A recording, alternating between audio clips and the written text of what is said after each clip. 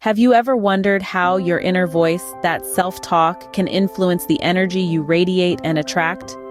It's a thought that might seem fanciful at first, but when you delve deeper, you'll find there's a whole lot of science and wisdom backing it up. Let's start with the power of self-talk. You see, our inner monologue has a significant influence on how we perceive ourselves and the world around us. If we're constantly feeding our minds with negativity, we're likely to see our lives through a more pessimistic lens. But if we turn that self-talk around, speaking to ourselves with kindness and positivity, it can dramatically shift our energy and outlook. Here's a little story from my own life.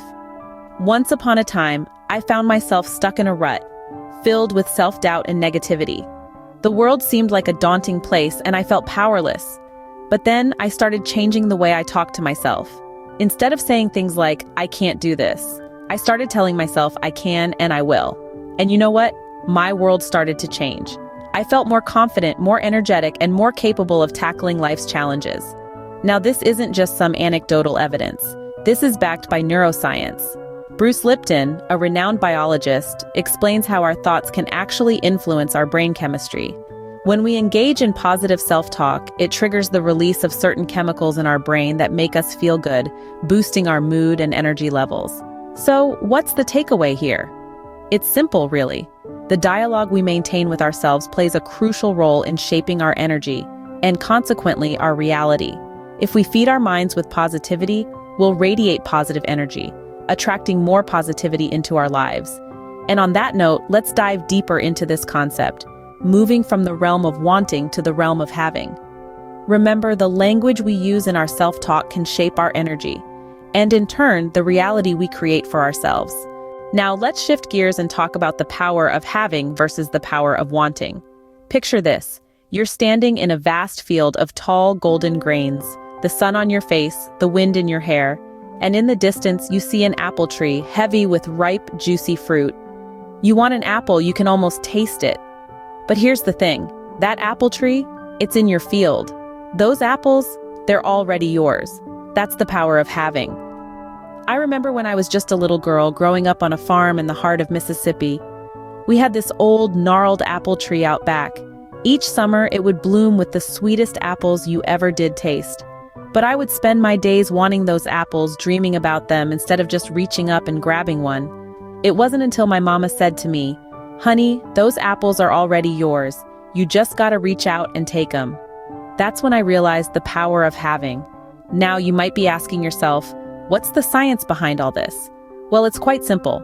According to the law of attraction, the energy we put out into the world is the energy we get back. So when we're constantly wanting, constantly desiring, we're sending out wanting energy. And what do we get back? More wanting. But when we shift our mindset to having, to already owning what we desire, we send out having energy. And what do we get back? That's right, more having. The key takeaway here, shift your mindset from wanting to having, and watch as the universe responds in kind. So how does this all work on a neurological level? Let's dive into the fascinating world of neuroscience. We're going to start with the work of Bruce Lipton, a renowned biologist who has greatly contributed to our understanding of the neuroscience of energy. He proposed that our thoughts and emotions can influence our energy and, in turn, attract similar energy from the universe. Imagine your brain as a complex electrical circuit, constantly buzzing with activity. Every thought, every emotion, every sensation causes a flurry of electrical impulses, which generate energy. This energy isn't just confined to your brain, it radiates outwards, creating a unique energy field around you. Now, here's where it gets interesting. Lipton suggests that this energy field can interact with the energy fields of others and the universe at large. So, when you're radiating positive energy, you're more likely to attract positivity. Conversely, if you're stuck in a cycle of negative thinking, you're likely to attract negative experiences. But there's more to it than just good vibes and bad vibes. Your brain is not just a generator of energy, it's also a sophisticated receiver.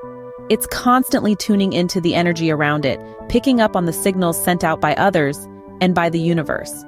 So when you're consciously cultivating positive thoughts and emotions, You're not just creating a positive energy field around you, you're also tuning your brain to pick up on and attract more positive energy. It's a feedback loop of positivity. Now, this doesn't mean that just by thinking happy thoughts, everything will magically fall into place. Life is more complex than that, but by understanding the neuroscience of energy, you can start to shift your mindset and cultivate a more positive outlook. In the grand schemes of the universe, we're all just energy, interacting and intertwining in ways we're only just beginning to understand. But one thing is clear, your brain and your thoughts have a powerful influence on the energy you put out into the world. In essence, your brain is a powerful transmitter and receiver of energy. What you send out is what you get back. Now that we understand the power of self-talk and energy, how can we harness this knowledge for our benefit? Well, let's dive into some practical tips for cultivating positive self-talk and energy. Firstly, it's essential to practice mindfulness.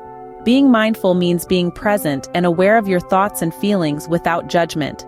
This practice allows you to recognize negative self-talk patterns and consciously shift them into more positive ones. Think of your mind as a garden. Negative thoughts are like weeds that can overrun your beautiful blooms if not attended to. So, tend to your mind garden with mindfulness, plucking out those pesky weeds of negativity.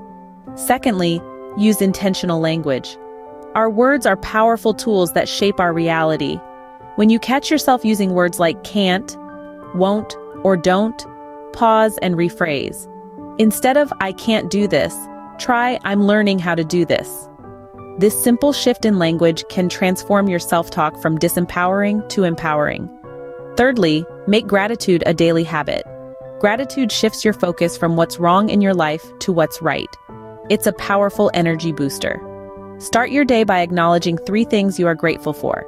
You'll be surprised at how this small practice can supercharge your energy and positivity. Fourthly, visualize success. Our brains struggle to differentiate between real and imagined experiences. So when you visualize yourself succeeding, your brain believes it's possible. Spend a few minutes each day visualizing your success. Feel the emotions associated with achieving your goals. This practice not only enhances your self-talk, but also boosts your energy levels. Lastly, surround yourself with positivity. The people we spend time with influence our energy and self-talk. Choose to be around those who uplift you, inspire you, and encourage your growth. Remember, positive self-talk and energy are like muscles. They get stronger with regular practice. It might feel awkward at first, but with time, it becomes second nature. With these practical tips, you're well on your way to cultivating positive self-talk and energy. So, are you ready to take control of your self-talk and energy? It's a powerful question, isn't it? I reckon it's one that could change your life. We've explored the power of self-talk, moved from the realm of wanting to having, delved into the neuroscience of energy, and even shared some practical tips for fostering positive self-talk and energy. But all this information, as enlightening as it may be, is just that, information, unless you put it into practice. You see, it's one thing to understand the theory, quite another to apply it. And that's where the real magic happens. And it's not just about a one-time application. It's about making it a part of your daily routine, just like brushing your teeth or having your morning coffee. So here's what I encourage you to do over the next week. Pay attention to your self-talk. Notice when you're in the wanting space and make a conscious effort to shift to having. Observe your energy. Is it positive, negative, or neutral? Are you sending out vibes that you'd like to receive? And most importantly, use the tips we've discussed to cultivate positive self-talk and energy.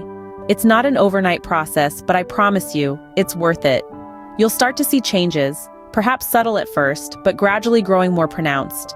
You might notice a shift in your mood, your outlook, even your interactions with others. And that's when you'll know you've tapped into the power of self-talk and energy. But don't just take my word for it. Experience it for yourself. And when you do, I'd love to hear about your journey, your triumphs, your challenges, your insights. They all matter. After all, we're in this together. Please remember to subscribe for more insightful content and share your experiences and results in the comments. How can we assist you further on this journey? Until next time, keep radiating positive energy.